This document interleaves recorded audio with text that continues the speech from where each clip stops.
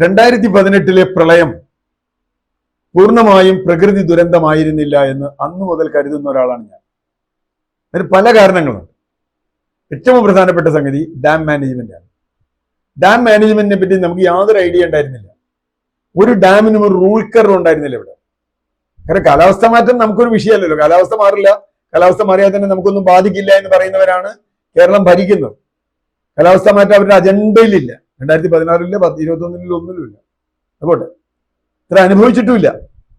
കാലാവസ്ഥാ മാറ്റം, അതിവർഷം, തീവ്രവർഷം വരുമ്പോൾ എങ്ങനെയാണ് വൻകിട ഡാമുകളും ചെറുകിട ഡാമുകളും എങ്ങനെ മാനേജ് ചെയ്യണം എന്നുള്ളതിനെ കുറിച്ചുള്ള നമ്മുടെ ധാരണക്കുറവ് ഈ ഡാം ഓപ്പറേഷനിൽ ഉണ്ടായിട്ടുണ്ട് എന്ന് ഒരു പരിധിവരെ സർക്കാരിന് സമ്മതിക്കേണ്ടി വന്നിട്ടുണ്ട്. കാരണം 2019 ഡാം ഓപ്പറേഷൻ 2018 മെച്ചമായിരുന്നു. അത് നമ്മുടെ അറിവില്ലായ്മ കൊണ്ടാണ് എന്ന് വേണമെങ്കിൽ വാദിക്കാം. പിന്നെ മദ്രാസ് IIT പഠിച്ചു, സെൻട്രൽ വാട്ടർ കമ്മീഷൻ പഠിച്ചു എന്ന് പറഞ്ഞാൽ ഒരു കഥയില്ല. കാരണം എന്ന് വെച്ചാൽ സെൻട്രൽ വാട്ടർ കമ്മീഷന്റെ ജോലിയായിരുന്നു ഇവിടെ ഡാം റൂൾ കർവ് ഉണ്ടോ എന്ന് നോക്കൽ. അവർ നോക്കിയില്ല. ഇന്ത്യയിലെ ഡാമുകളുടെ റൂൾ കർവുകൾ ഉണ്ട് എന്ന് അറിയിക്കേണ്ട കാര്യം അവർക്കാണ്. റൂൾ കർവ് എന്ന് പറഞ്ഞാൽ എന്താ? കേൾക്കുന്ന ആളുകൾ തെറ്റിദ്ധരിക്കേണ്ട. ഇത്ര ശതമാനം വെള്ളമാകുമ്പോൾ ഇത്ര ശതമാനം തുറന്നു വിടണം. മാത്രമല്ല മഴയുടെ സാധ്യത കൂടുതലുണ്ടെങ്കിൽ, ആവാഹ പ്രദേശത്ത് കൂടുതൽ മഴ പെയ്യാൻ സാധ്യതയുണ്ടെങ്കിൽ അതിനനുസരിച്ച് സ്റ്റെപ്പ് ബൈ സ്റ്റെപ്പായിട്ട് തുറന്നു വിടണം. അതാണ് ഡാം റൂൾ കർവ് എന്ന് പറയുന്നത്. ഇത് ഹൈക്കോടതി പോയി, പല രീതിയിൽ പോയി. നമ്മളൊക്കെ ഹൈക്കോടതി പോയതാണ്. ഇപ്പോഴും കേസ് അവിടെ നിൽക്കുകയാണ്. കാരണം നിങ്ങളൊരു ഡാം തുറന്നു വിടുമ്പോൾ എന്റെ വീട്ടിൽ എത്ര വെള്ളം എത്തുമെന്ന് പറയാനുള്ള ബാധ്യത നിങ്ങൾക്കുണ്ട്. കാരണം ഇതൊരു ദുരന്തമല്ല, നിങ്ങൾ ചെയ്യുന്ന ഒരു ആക്ഷനാണ്. ഡാം തുറന്നു വിട്ടേണ്ട ഫ്ലഡും മഴ പെയ്തുണ്ടാവുന്ന ഫ്ലഡും രണ്ടാണ്. മഴ പെയ്ത് ഫ്ലഡ് ഉണ്ടാവുമ്പോൾ അത് ആ പ്രദേശത്താണ് ഇവിടുന്ന് ഒഴുകിപ്പോകും. മഴ നിന്നാൽ വെള്ളം കുറയും. പക്ഷെ ഡാമിന്റെ ഫ്ലഡിന്റെ പ്രശ്നം എന്താ? നമ്മുടെ നാട്ടിൽ മഴയില്ല. അപ്പൊ പെരിയാറിന് തീരത്ത് മഴയില്ലാതായിട്ടും പെരിയാറിന്റെ തീരം മുഴുവൻ മുങ്ങിപ്പോയെന്തുകൊണ്ടാ? അല്ലെങ്കിൽ ചാലക്കുടി പുഴ മുഴുവൻ മുങ്ങിപ്പോയെന്തുകൊണ്ടാ? അവിടെല്ലാം ഡാമൊക്കെ തുറന്നു വിട്ടുകൊണ്ടിരിക്കുക. ഡാം എല്ലാം കൂടെ ഒന്നിച്ച് തുറന്നു വിട്ടു. സംശയമൊന്നുമല്ല. അത് അശാസ്ത്രീയമാണ്, തെറ്റുമാണ്. നിവൃത്തിയില്ലാണ്ട് തുറന്നു വിട്ടാന്ന് നമുക്ക് പറഞ്ഞാൽ വിശ്വസിക്കാൻ പറ്റില്ല. പക്ഷെ അതിനിപ്പോ പുതിയൊരു ഡയമെൻഷൻ വന്നിരിക്കുന്നു. അതാണ് മാത്യു കുഴൽനാടൻ തെരഞ്ഞെടുപ്പിന്റെ തലേ ദിവസം ഉന്നയിച്ച ഏറ്റവും പ്രധാനപ്പെട്ട ഒരു കാര്യം. അദ്ദേഹം ആധാരമാക്കിയത് ഒരു ടെലിഫോൺ സംഭാഷണമാണ്. ഇപ്പോഴത്തെ ജലസേചന മന്ത്രിയായ, വൈദ്യുതി മന്ത്രിയായ കെ കൃഷ്ണൻകുട്ടി എന്ന ജനതാദൾക്കാരൻ, ജനതാദളിന്റെ ഒരു നേതാവിനോട് നടത്തിയ ഒരു ഫോൺ സംഭാഷണമാണ് അദ്ദേഹം പുറത്തുവിട്ടുള്ളത്. 3 പ്രധാന കാര്യങ്ങളാണ് അതിൽ പറഞ്ഞിട്ടുള്ളത്.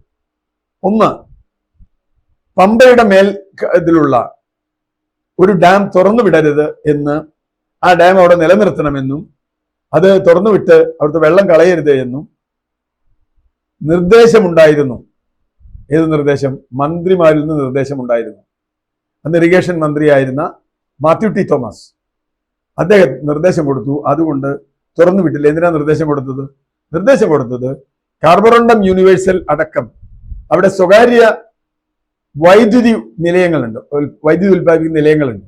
അവരുടെ വെള്ളം നഷ്ടപ്പെടും. അവർക്ക് കൂടുതൽ വൈദ്യുതി ഉണ്ടാക്കുന്നതിന് വേണ്ടി വെള്ളം പിടിച്ചു വെക്കുകയും അതിന്റെ ഫലമായി അവസാനം എല്ലാം കൂടി തുറന്നു വിടേണ്ടി വരികയും ചെങ്ങന്നൂരും തിരുവല്ലയും അടക്കമുള്ള മുഴുവൻ പ്രദേശങ്ങളും മുങ്ങിപ്പോവുകയും ഒക്കെ ചെയ്തു. നമ്മൾ കേട്ടതാണ്. ഇപ്പോഴത്തെ ഒരു മന്ത്രി അന്ന് MLA കൂട്ടക്കരച്ചിൽ അറിഞ്ഞത് ചെങ്ങന്നൂരിൽ. എന്തായാലും അതൊന്നാമത്തെ. രണ്ടാമത്തെ കാര്യം, കുട്ടനാടിൽ കൂടുതൽ വെള്ളം വന്നാൽ തുറന്നു വിടാനുള്ളതാണ് സ്പിൽവേ. 4 നദികൾ കുട്ടനാട്ടിലേക്ക് വരുന്നുണ്ട്. മണിമല, പമ്പ, അച്ചൻകോവിൽ, മീനച്ചിലാർ. 4 നദികളാണ് വരുന്നത്.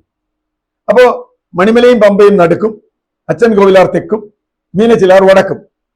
ഈ 4 നദികളിൽ വരുന്ന വെള്ളം, അതിൽ മീനച്ചിലാറിൽ ഡാമില്ല. അതുകൊണ്ട് മീനച്ചിലാറിൽ വരുന്ന വെള്ളം നേരെ ഒഴുകി വൈക്കം പ്രദേശത്ത് വന്ന് കയറും. അത് തലയാഴമൊക്കെ വന്ന് കയറും. നേരെ മറിച്ച് പമ്പയിൽ നിന്ന് വരുന്ന വെള്ളം അത് ഡാം വഴിയാണ് വരുന്നത്. ആ വെള്ളം ഇവിടെ കൂടുതൽ വന്നാൽ ഈ ഷട്ടർ തുറക്കണം. നമ്മുടെ തോട്ടപ്പള്ളി സ്പിൽവേയുടെ ഷട്ടർ തുറക്കണം.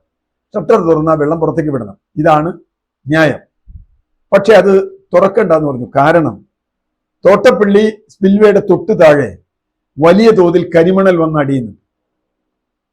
ആലപ്പുഴയിൽ കരിമണൽ ഖനനം പാടില്ല എന്ന് വാദിച്ചവരാണ് ഇടതുപക്ഷം അടക്കം എല്ലാവരും. അന്ന് UDF ഭരണകാലത്ത് ആലപ്പുഴയിൽ കരിമണൽ ഖനനം വന്നപ്പോൾ അതിനെതിരെ, എനിക്ക് എൻ്റെ ഓർമ്മ ശരിയാണെങ്കിൽ 2004 ആണ്, വലിയ തോതിൽ അവിടെ ഒരു മനുഷ്യച്ചങ്ങല തീർക്കുകയും ആറാട്ടുപുഴ തൃക്കുന്നപ്പുഴ പ്രദേശം മനുഷ്യച്ചങ്ങല തീർത്തു. MA ബേബി അടക്കം ഉള്ള ആളുകളിൽ നേതൃത്വം നൽകി. ഞാനും അതിൽ പങ്കെടുത്തിട്ടുണ്ട്. VM സുധീരൻ ഉണ്ടായിരുന്നു. അപ്പോ ഈ കരിമണൽ ലക്ഷ്യമിട്ട് ചില ലോബികൾ പ്രവർത്തിക്കുന്നുവെന്ന് അന്ന് തന്നെ കൃത്യമായ അറിവുണ്ടായിരുന്നു.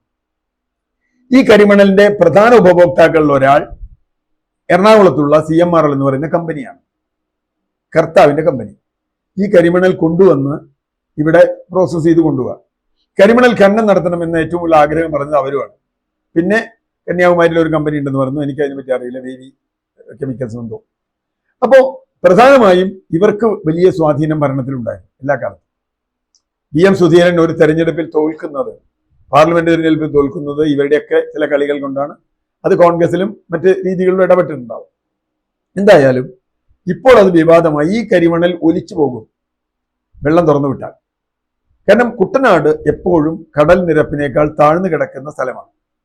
കുട്ടനാടിൽ ഒരു പ്രത്യേക ലെവലിൽ കൂടുതൽ വെള്ളം ഉയർന്നാൽ മാത്രമേ ഈ തോട്ടപ്പള്ളി സ്പിൽവേ തുറക്കുകയും അവിടെ നിന്നും താഴേക്ക് തോട്ടപ്പള്ളിയിലേക്ക് വെള്ളം ഒഴുകുകയും ചെയ്യും. അങ്ങനെ കുത്തിയൊലിച്ചാൽ അവിടെ കെട്ടിക്കിടക്കുന്ന മണൽ പോകും. ഈ മണൽ നീക്കം ചെയ്ത് നീരൊഴുക്ക് നേരെയാക്കാൻ എന്ന രൂപത്തിൽ ഖനനം നടത്തുന്ന ഒരു കമ്പനി, ആ കമ്പനിക്ക് എന്തോ ചെറിയാനോ അറിയാന്ന് എനിക്കറിയില്ല, കമ്പനിയുടെ പേര് ഞാൻ മറന്നുപോയി. ആ ഒരു കമ്പനിക്ക് കരാറ് കൊടുത്തുവെന്നും അവർ പറഞ്ഞു, ചേട്ടാ അത് തുറക്കരുത്, തുറന്നാൽ ഞങ്ങളുടെ മണ്ണ് മുഴുവൻ ഒലിച്ചു പോകും, ഞങ്ങൾ മണ്ണെടുക്കാനുള്ള കമ്പനിയാണ്. യഥാർത്ഥത്തിൽ മണ്ണൊലിച്ചു പോയാൽ എന്താ കുഴപ്പം? ഒരു കുഴപ്പമില്ല. ആ മണ്ണൊലിച്ചു പോയ ഒരു പ്രശ്നമില്ല, വെള്ളം അത്രയും സ്ലോ ആയിട്ട് പോകും, നല്ല കാര്യം. മണ്ണൊലിച്ച് കടലിലേക്കല്ലേ പോണേ, കടലിൽ നിന്ന് മണ്ണല്ലേ. അത് എടുത്തില്ല, അതുകൊണ്ട് അത് തടഞ്ഞു വെച്ചു. തോട്ടപ്പള്ളി സ്പിൽവേ തുറങ്ങുന്നത് വൈകിച്ചു. മൂന്നാമത്, കേരളത്തിലെ ഒരാൾക്ക് വേണ്ടിയല്ല, തമിഴ്നാട്ടിൽ ആളിയാർ എന്ന് പറയുന്ന നദിയിൽ നിന്ന്, നമുക്ക് പറമ്പിക്കുളം ആളിയാർ പോലെയുള്ള കരാറുകളിൽ ആളിയാർ നദിയിൽ നിന്ന് ചാലക്കുടി പുഴയിലേക്ക് അപ്പർ ഷോളയാറിലേക്ക് വരുന്ന വെള്ളം, അപ്പർ ഷോളയാർ, ലോവർ ഷോളയാർ, പെരിങ്ങൽകുത്ത്, അങ്ങനെ ചാലക്കുടി പുഴയിൽ കുറെ ഡാമുകളുണ്ട്. ആ ഡാമുകൾ എല്ലാം നിറഞ്ഞപ്പോഴും അവിടെ നിന്ന് വെള്ളം ഇങ്ങോട്ട് തുറന്നു വിട്ടു, തമിഴ്നാട്ടിലേക്ക് പോകേണ്ട വെള്ളം. ഇതിന് കാരണം എന്താ? തമിഴ്നാട്ടിൽ പോയാൽ അവിടെ ആരോ കൺസ്ട്രക്ഷൻ നടക്കുന്നുണ്ട്, ആ കൺസ്ട്രക്ഷൻ തടസ്സമാവും. അയാൾ പൈസ കൊടുത്ത് വെള്ളം തിരിച്ചു. ഇതാണ് 3 ആരോപണങ്ങൾ. ഈ 3 ആരോപണങ്ങൾ ഗൗരവതരമായി അന്വേഷിക്കേണ്ടത്. തോട്ടപ്പള്ളിയിൽ ഡിസാസ്റ്റർ മാനേജ്മെന്റിന്റെ പേരിൽ കഴിഞ്ഞ 3-4 വർഷമായി കോവിഡ് കാലത്ത് പോലും അവിടുന്ന് കരിമണൽ എടുത്ത് കർത്താവിന് എത്തിച്ചു കൊടുക്കുന്നുണ്ട്. അതിന്റെ സമരം അവിടെ നടക്കുന്നുണ്ട്. കോൺഗ്രസ് അടക്കമുള്ള ആളുകൾ ആ സമരത്തിന് പിന്തുണ പ്രഖ്യാപിച്ചിട്ട് അതിന്റെ കൂടെയുണ്ട്. അപ്പോ ഇങ്ങനൊരു ചതി അവിടെ നടന്നിട്ടുണ്ടെങ്കിൽ, ഈ ചതിയുടെ ഫലമായി വലിയ തോതിൽ നാശം ചെങ്ങന്നൂരായാലും മറ്റു സ്ഥലങ്ങളിലായാലും ഉണ്ടായി, കുട്ടനാട്ടിലായാലും ചാലക്കുടി പ്രദേശത്തായാലും ഉണ്ടായിട്ടുണ്ടെങ്കിൽ അത് ഗുരുതരമായ കുറ്റമാണ്. അത് അന്വേഷിക്കപ്പെടേണ്ടതാണ്. ഹൈക്കോടതി പറഞ്ഞു, അല്ലെങ്കിൽ IIT മദ്രാസ് പറഞ്ഞു എന്ന രൂപത്തിൽ രക്ഷപ്പെടാവുന്ന ഒരു കാര്യമല്ല. ഡാമിന്റെ ഓപ്പറേഷനിൽ തകരാറുണ്ടായത് അറിവില്ലായ്മ കൊണ്ടാണോ അതോ അറിഞ്ഞുകൊണ്ട് ഡാം തുറക്കാതിരുന്നതാണോ എന്ന ചോദ്യം വന്നാൽ, അറിഞ്ഞുകൊണ്ടാണെങ്കിൽ അത് ക്രിമിനൽ കുറ്റമാണ്. അതിന്റെ പിന്നിൽ അഴിമതി ഉണ്ടെങ്കിൽ അത് കണ്ടെത്തണം. ഏതായാലും ഇപ്പൊ തെരഞ്ഞെടുപ്പ് കഴിഞ്ഞിട്ടായാലും ഇതിലേക്ക് കേരളത്തിന് ശ്രദ്ധ വരണം. ഇതൊരു തെരഞ്ഞെടുപ്പ് വിഷയം മാത്രമായി അവസാനിക്കരുത് എന്നാണ് ഞാൻ കരുതുന്നത്.